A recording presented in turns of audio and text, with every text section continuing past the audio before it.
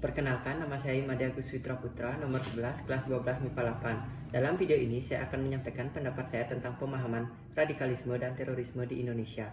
Sebelum itu, saya akan menjelaskan sedikit tentang paham radikalisme dan terorisme. Radikalisme adalah pemahaman atau aliran yang menginginkan perubahan sosial dan politik dengan cara kekerasan atau drastis. Radikalisme menjungkirbalikkan nilai-nilai yang ada. Ciri-cirinya adalah mereka intoleran atau tidak memiliki toleransi pada golongan yang memiliki pemahaman yang berbeda di luar golongan mereka. Mereka juga cenderung fanatik atau eksklusif dan tidak segan menggunakan cara-cara anarkis. Selanjutnya, terorisme. Apa itu terorisme? Dalam KBBI, terorisme didefinisikan sebagai penggunaan kekerasan untuk menimbulkan ketakutan dalam usaha mencapai tujuan, terutama tujuan politik. Atau secara sederhana, KBBI memuat pengertian terorisme sebagai tindakan teror.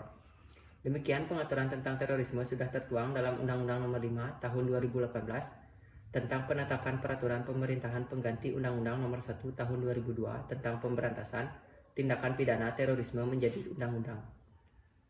Dalam UU tersebut, terorisme diartikan sebagai perbuatan yang menggunakan kekerasan atau ancaman kekerasan yang menimbulkan suasana teror atau rasa takut secara meluas, yang dapat menimbulkan korban yang bersifat massal dan atau menimbulkan kerusakan atau kehancuran terhadap objek vital yang strategis, lingkungan hidup, fasilitas publik atau fasilitas internasional dengan motif ideologi, politik atau gangguan keamanan. Hal tersebut dalam pasal 1 ayat 2. Akhir-akhir ini kata radikalisme semakin gencar menyebar membuat tegang kondisi masyarakat negeri ini. Radikalisme bagaikan momok yang menakutkan dan mengancam Indonesia. Anggota Satgas Gakum Polda Papua Bribtu Hedar yang sempat disandra kelompok kriminal bersenjata atau KKB ditemukan meninggal dunia. Kabid Humas Polda Papua Kombes Ahmad Mustafa Kamal mengatakan jenazah Bribtu Hedar ditemukan Senin 12 Agustus 2019 pukul 17.30 WIB. Fakta di atas menunjukkan dengan gamblang potret nyata radikalisme dan terorisme di mana gerakan Papua Merdeka terus merongrong negeri ini. Gerakan separatisme yang menggunakan kekerasan dan tak henti-henti terus menelan korban. Inilah ancaman nyata bagi Indonesia. Konflik OPM yang sejak dulu tak pernah terselesaikan justru semakin tumbuh subur. Namun pada faktanya kelompok OPM yang sudah jelas-jelas telah melakukan tindakan meneror atau membuat keresahan, bahkan kekerasan dan separatisme justru tak pernah disebut sebagai kelompok radikal. Dan yang lebih mirisnya lagi, istilah radikalisme dan terorisme justru disematkan pada ormas-ormas Islam yang tak pernah melakukan kekerasan, teror maupun gerakan separatisme. Inilah keterbalikan logika di mana istilah radikalisme menjadi suatu istilah relatif yang digunakan sesuai kepentingan. Disinilah pentingnya masyarakat untuk memahami apa itu sebenarnya radikalisme agar masyarakat tidak sembarangan menempatkan istilah tersebut, apalagi menyematkan istilah radikalisme pada simbol-simbol, identitas, dan ormas-ormas Islam karena itu sangat berbahaya. Hal ini dapat memandulkan pola pikir dan logika sehingga masyarakat menempatkan istilah radikalisme pada suatu hal yang justru faktanya tak dapat diraba dan di lain sisi mengabaikan fakta dan wujud sebenarnya dari radikalisme dan terorisme itu sendiri.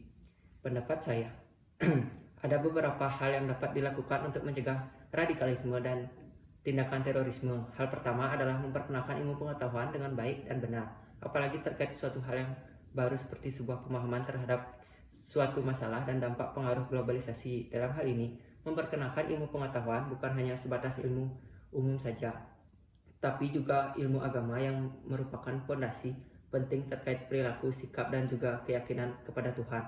Setelah memperkenalkan ilmu pengetahuan dilakukan dengan baik dan benar, langkah berikutnya ialah tentang bagaimana cara untuk memahamkan ilmu pengetahuan tersebut. Demikian maka tidak akan mudah goyah dan terpengaruh terhadap pemahaman radikalisme sekaligus tindakan terorisme.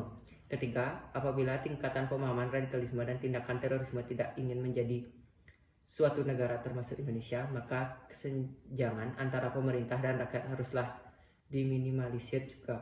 Keempat, sebagaimana kita sadari bahwa dalam sebuah masyarakat pasti terdapat beragam atau kemajemukan, terlebih dalam sebuah negara yang merupakan gabungan dari beberapa masyarakat. Oleh karena itu, Menjaga persatuan dan kesatuan dengan adanya majemukkan tersebut sangat perlu dilakukan untuk mencegah masalah radikalisme dan terorisme.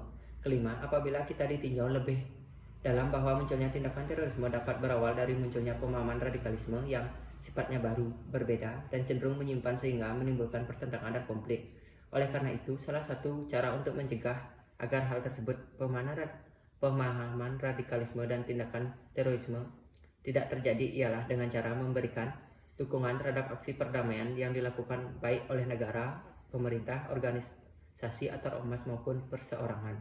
Keenam, yang bisa juga kita lakukan agar pemahaman radikalisme tidak berkembang hingga menyebabkan tindakan terorisme yang berbau kekerasan atau konflik ialah melaporkan atau konsultasi kepada tokoh agama dan masyarakat yang ada di lingkungan tersebut.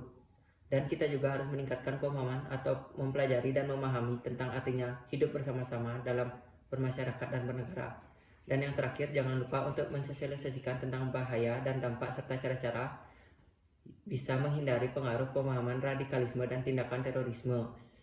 Sekian tanggapan mengenai terganggunya persatuan dan kesatuan bangsa Indonesia oleh munculnya pemahaman radikalisme dan terorisme yang diwujudkan oleh bentuk tindakan kekerasan. Dari saya, sekian, terima kasih.